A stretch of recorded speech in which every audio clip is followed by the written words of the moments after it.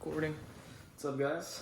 So, today I want to talk about a general sense of what's wrong with today's society that we live in.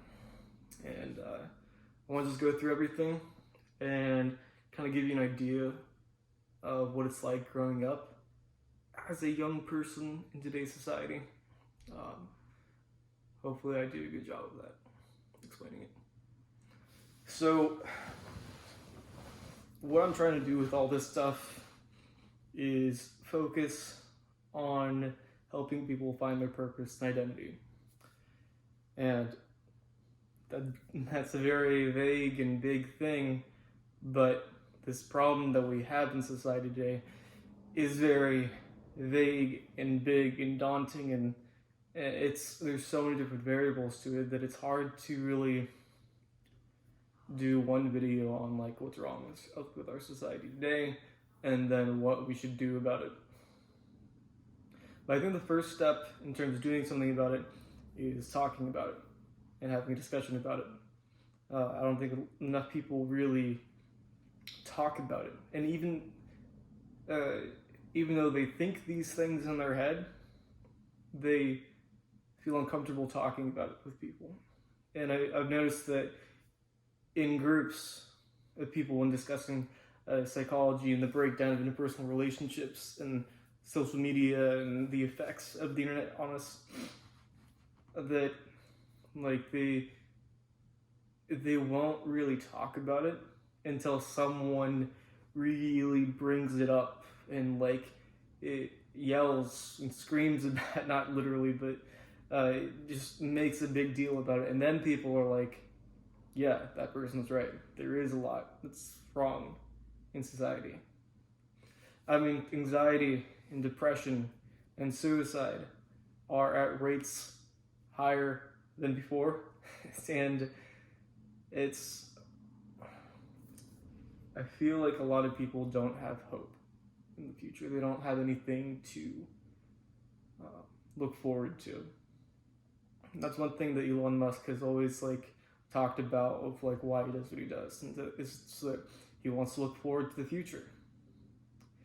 And a lot of people think that the technology and stuff is always going to help us and get us out of rough spots, and just trust the process. But this is different. This is different. And people are losing their purpose in our society. And if we want as a society to progress in technological innovation, in as social interpersonal relationships growing, and more importantly, just our satisfaction with life, our ability to wake up in the morning and do work, it's being lost. So, above all else, our mental health is the most important thing. And even though generations before us have had it worse, there's always a reason to get out of bed. And things like suicide happen where people are trapped and they don't see a good future and they want out. They feel like they just can't take it anymore. So, I want to talk about the daily life of what I've observed on college campuses and just walking around, grocery stores, regular stuff. That you feel a sense of tension and anxiety when you walk around in today's world. It feels like no one's sure about each other. Trust, there's none of that anymore. There's no security, there's no general sense of identity of that, like at least in America, that we're Americans. There's nothing tying us together. And whenever no one has a general, tie to each other, that's whenever people feel like they're all alone or they're facing enemies all the time. And really, anxiety is kind of like that fight or flight, like anticipating attack. Sort of like, you're not familiar with me, so I'm going to feel anxious as a fear-based response to the probability that I think is high that you might hurt me in some way. And you just feel that walking around, especially in college campuses. I mean, I definitely noticed that a lot.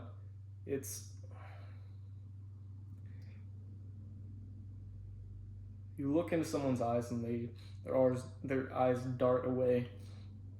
And if you get into an elevator, it's like the most awkward thing ever, even though it's just two people standing there for like 10-15 seconds.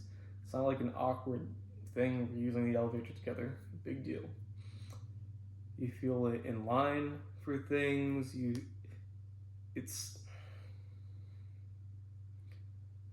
There is a lack of trust, and that lack of trust is from a low level of security, of insecurity from the person within.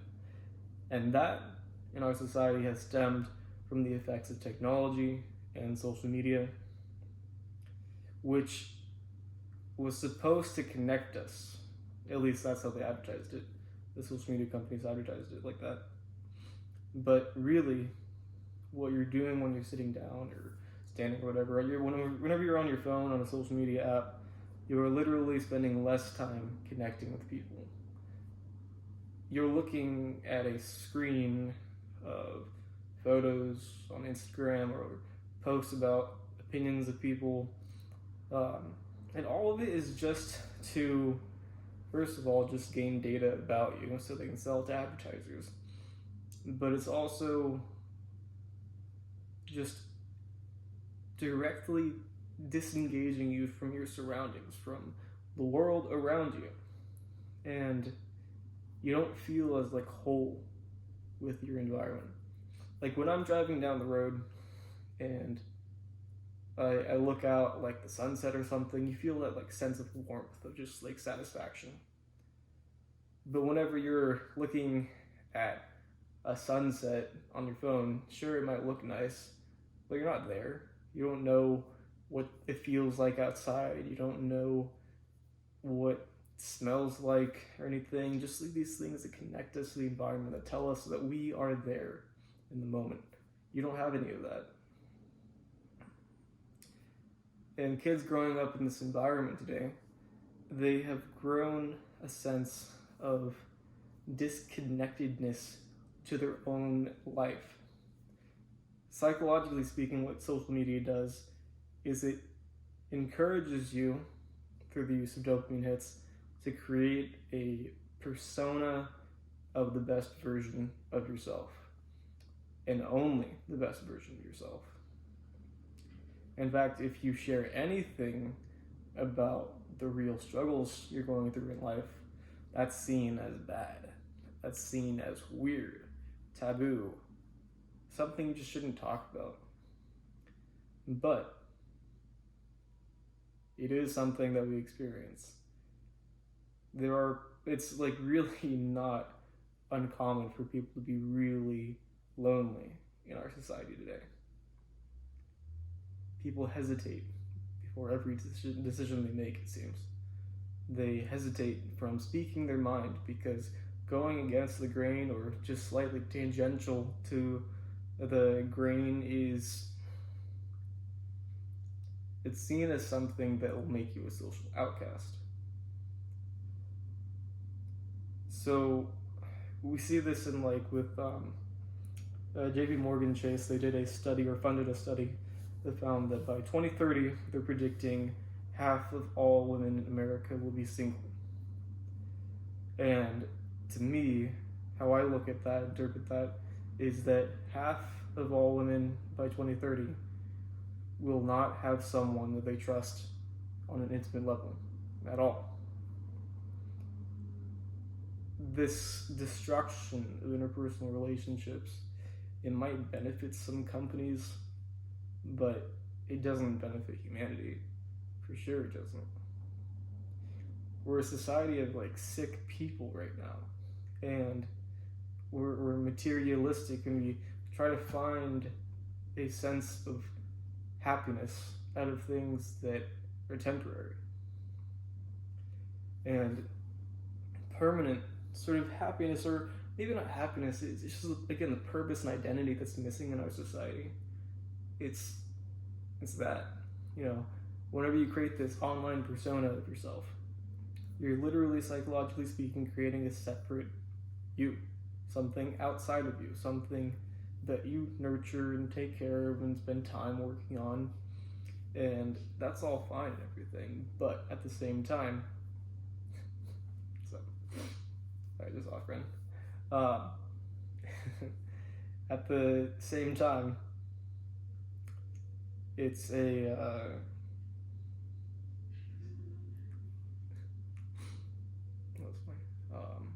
so yeah, the you're creating a persona of yourself, but that version of you is not going to be you forever. And without being honest about who you are, the more you change, the less you are that version of yourself that you've been advertising.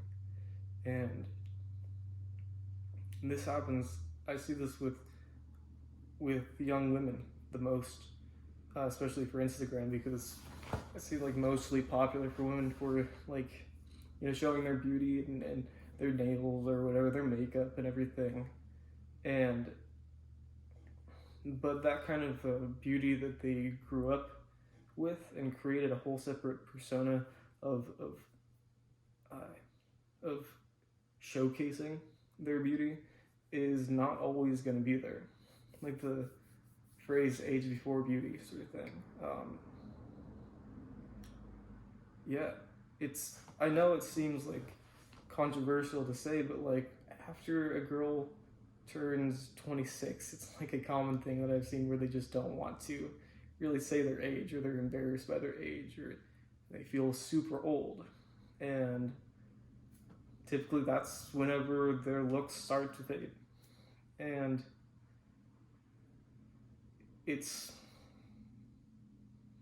I can imagine that it's hard for someone who grew up with that kind of, with that so tightly ingrained into their identity, so much so that you would showcase it as a quality of yours on social media, that when you start to diverge from that version of yourself and there's nothing you can do to get it back, besides like plastic surgery or more makeup and stuff, is that you're gonna be, psychologically speaking, you're going to be mourning the death of the version of you that cannot, or that does not and cannot, will never be attainable ever again. And that is a tough pill to swallow. And a lot of girls nowadays are facing this, where they don't know who they are. They, like a lot of girls I see in colleges and stuff, they'll like drink themselves to the point of being blacked out. They don't have to feel these emotions of not having a purpose and identity. And it's super concerning that this is happening. I think that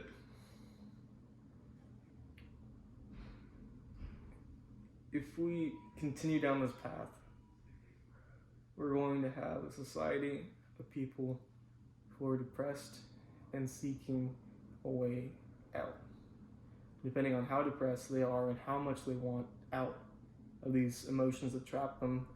Suicide rate is going to continue going higher. Depression, obviously, is going to be higher. And what makes this even worse, in my opinion, and this is like the really bad part, is that artificial intelligence will be taking away jobs. So we're living, and that affects both men and women, obviously, but in different ways. So with the rise of feminism and women's independence, it has given women the ability to go into the workforce. And that's great. That's awesome. However, with women focusing on their career more so than starting a family, which I've talked about in the videos, is important. So many people I've talked to, so many women, the most life-impacting, happiest thing that ever happened to them was their son or daughter. That's not a bad thing. That's makes sense. I mean, your kid is a little bit more important than your job, or at least I hope it would be. But so these women that kind of gave up this possible family and instead spent a lot of their youth working on their career. Now with artificial intelligence, they're going to have their career taken away. A lot of white-collar jobs that are more, a lot more women go into white-collar jobs. You don't really see women in construction kind of stuff. It's like things like over 90% male. But on the male side of things, losing your job is a little, I would say, is a little more impactful. Just because with men, it's like their identity as well. Their job is their identity. Like when you ask a guy, oh, what do you do? That's like, it defines who they are. I'm a plumber, I'm an electrician, I'm a analyst or architect or whatever it may be. And when that's taken away from them, it's kind of like the social media persona thing of like grieving the death of that identity. It's like the same thing, but for men with jobs that are being taken away by artificial intelligence, or will be taken away. And then again, you're going to have a whole entire group of people that are going to be, well, with less money, which is also, socioeconomics are a major impactor on engaging in risky behaviors, as literature would call it, and then also impactful on your mental health and levels of happiness and satisfaction in life. So you have this young generation that doesn't know how to talk to people, really, doesn't really know how to connect with other people, doesn't really trust anyone, and then you're taking away the only things that connect them to society in some way and gives them a purpose and identity. So what happens then?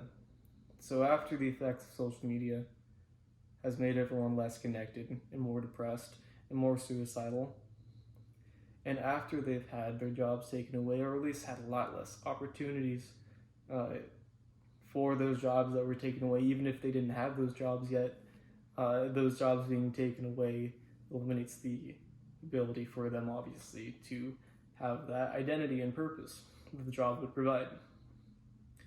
So you have all these people with no identity and no purpose and no friends, and they are going to be lost, completely lost and afraid. The 4 fundamental fears are fear of the unknown, fear of being judged, fear of losing control, and fear of taking the first step. All of those things are going to be major setbacks in people's lives. And the worst part of all is that no one knows how to fix this. People say, go to therapy. If someone's like having a hard time, they'll say, go to therapy, it'll help you. And yeah, it will. It would. In a lot of cases, therapy would help. But then you have the whole insurance problem. I did a survey with 200 people, and asking about problems they see with mental health and what's held them back from seeking mental health care. And the number one thing was insurance. That is the dumbest reason to not dumbest in literal, like, it's not intelligent, but like, that is so unfortunate that insurance is the one thing that's holding people back from getting any sort of mental health care. It's either they go through the whole process of trying to find a therapist. They call all of them, like maybe a third will actually answer their phone or call you back if you're lucky, and of those third, let's say, that answer you back, like half of them already have too many clients. And then from there, what if you don't like that therapist? Like, they're a person, you need to be able to connect with them. You can only really connect with them if you feel comfortable with them as a person. So from there, what do? For a lot of people, it's been watching YouTube videos and gaining a role model from books and lectures and stuff, and that's awesome. I think that is the absolute cheapest way to be able to get mental health care in today's society. But it's not enough. I mean, you can't really teach interpersonal skills, or you can't practice them on YouTube. You can't practice them on the internet. You have to practice them. These social skills you need to practice in real life. And so for a lot of people, their social practice when they're in a bad state of mental health is only their therapist. So what about the other people that had the insurance problem? They couldn't get a therapist. What happens to them? So these are the things I think about whenever I'm thinking of like our society, and it's a completely overwhelming problem. There's so many different issues with it. And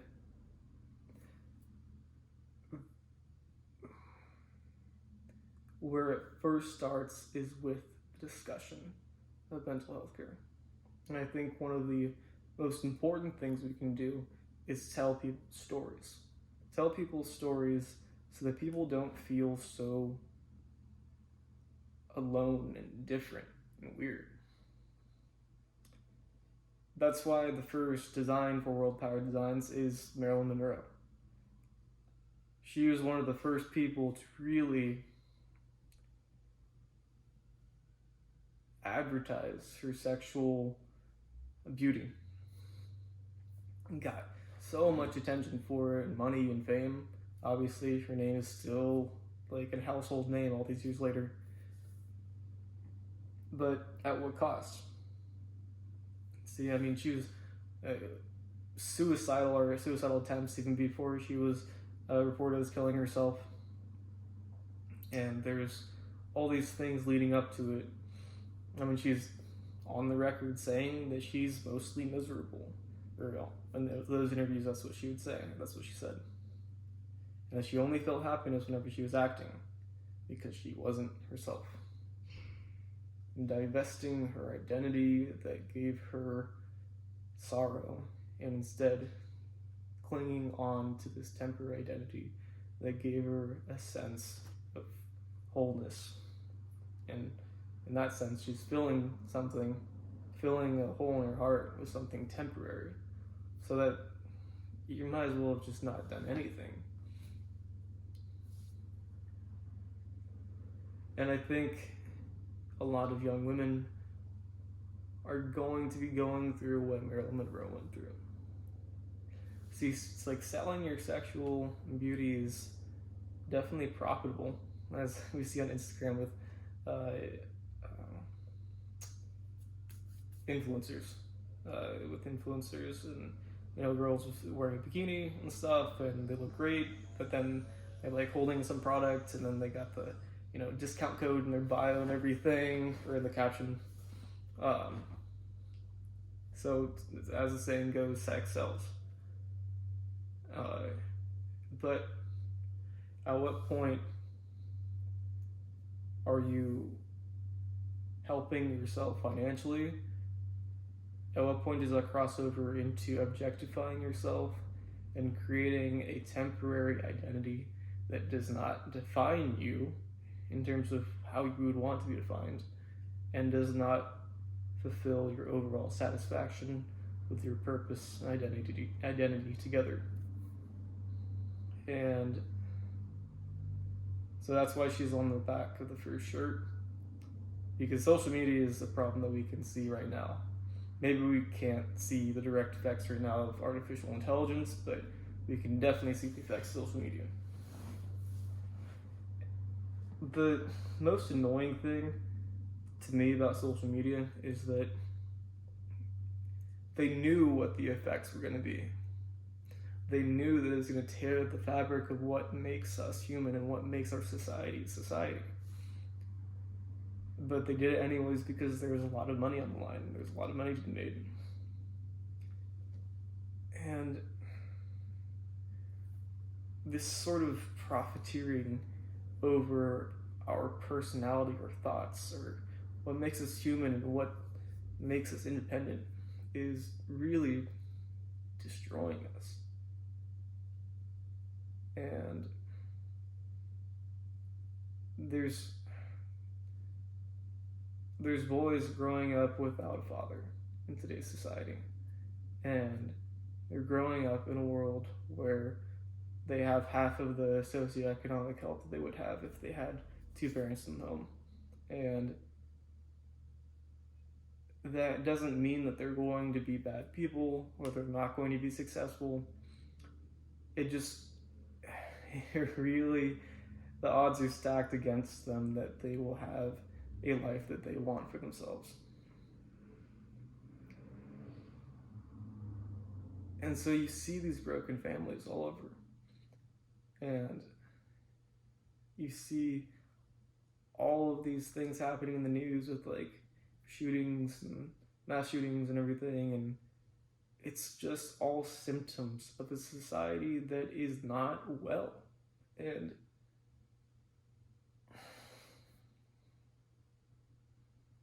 I wish more people knew about this problem and like took it seriously, because if we don't focus on our mental health, we're going to have a society of either depressed people and suicidal, and to all the way to like alcoholism, drug addictions of other sorts. And it gets to the point where people don't even care about not caring. There's a word that is mostly used in a biblical sense called acedia. I've like written about this word and stuff in the past. But yeah, it means not caring about not caring. And if you look it up on Wikipedia, there's a picture that kind of is supposed to symbolize or show what acedia is. And all it is a picture of this shot of like a town per se, more in like the countryside it looks like. And everyone's just like passed out everywhere. And it just looks like a lot of like drunk people just passed out on the ground. But when you think about it, with alcohol and drugs and stuff, especially whenever you know that you have a problem, but that action of doing it further is not caring about not caring for yourself. So you see what I mean by this. I'm like referring to like the opiate epidemic, which is kind of like the effects of alcohol, taking opioids. Obviously not the same, but I'm saying in terms of like that kind of like repressing those emotions sort of effect. And yeah, I mean, it's bad. There are so many people in society today that don't talk to other people. I mean, I know it's really not uncommon for guys and girls. I'd say mostly guys though, just because they're a little bit less social in general. They'll go days, weeks, from interacting with people on like on a deep level.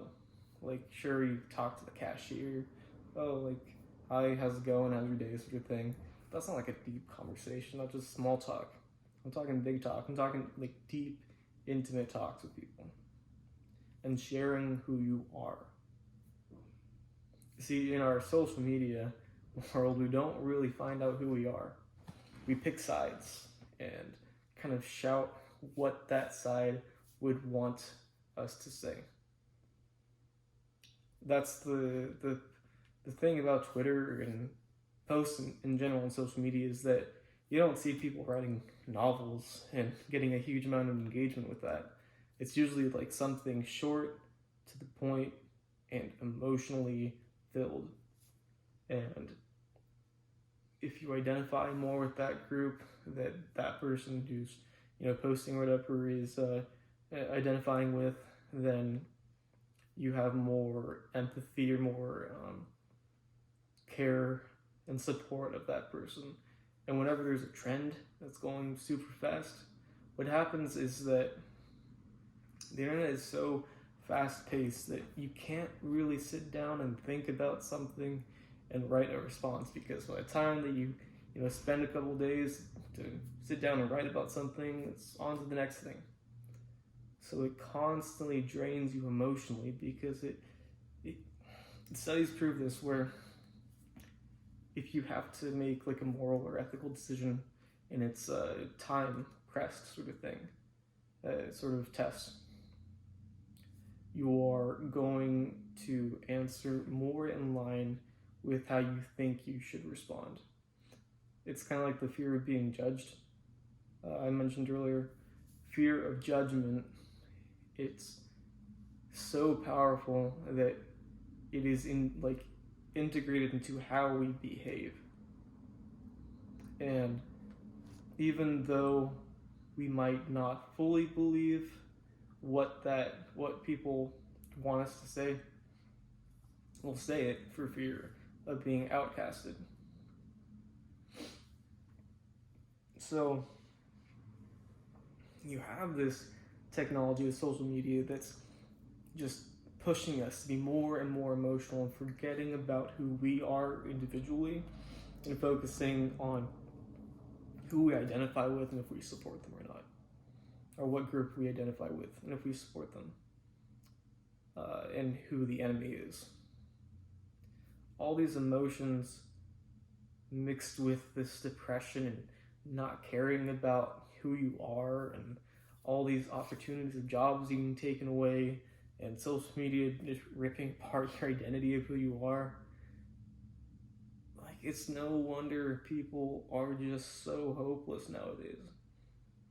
Especially if you grew up in a lower socioeconomic neighborhood or environment, or just in general like a less wealthy family structure. And these kids are just literally fading out. It's not like it's like a slow death. And these cries for help are through like suicide attempts and through mass shootings, where like that one kid recently who he only loaded one bullet into the gun that he brought to school to kill himself. Like, these kids are just hurting on the inside. It doesn't excuse murder, obviously, I'm not saying that. It's just that if you want to fix these problems, you have to do the hard thing and focus on mental health. And yeah, you're going to be investing a lot of resources into making sure people are propping up people and helping them help themselves. But it's better than the alternative, which is, a society that's just broken and depressed and hates each other. It doesn't trust each other, which is kind of worse, to be honest, than hating. And yeah, I mean, this is what World Power designs. This is why I made it. The shirt is a design that when you put the shirt on, the word power that's mirrored whenever you look at the shirt in person. When you look in the mirror, it unmirrors itself and you see the word power as you would normally read it in a book. And It's supposed to symbolize that, whenever you look in the mirror and you see power within yourself, you start to see the world differently. You stop caring about how the world sees you. You start caring more about how you see the world. And if we can focus more on our individual, individual frames of how we live our lives, then I think that we stand a good chance of crossing this, all these innovations and revolutions, technological changes. I think we stand a good chance of transitioning to a time of, cognitive and spiritual and mental health,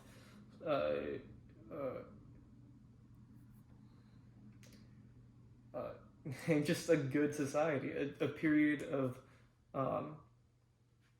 success and cognitive revolution.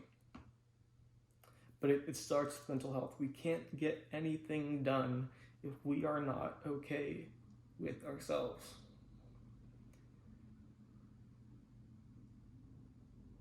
And even if we can get things done, it's not like we're going to be happy or be satisfied. And I think you can't really put a price on that, because that's wealth itself. You can't, it's like, yeah, your mental health is your source of wealth as a human being. Wealth in terms of money and stuff is the source of wealth for the stock market and stuff like that, where it's all imaginary money. Most of it is virtual nowadays, not actual physical money, and none of it really nurtures or supports anything that can grow into a new thing. So instead of not caring about not caring, we need to care about caring. And that is what World Power Designs is about.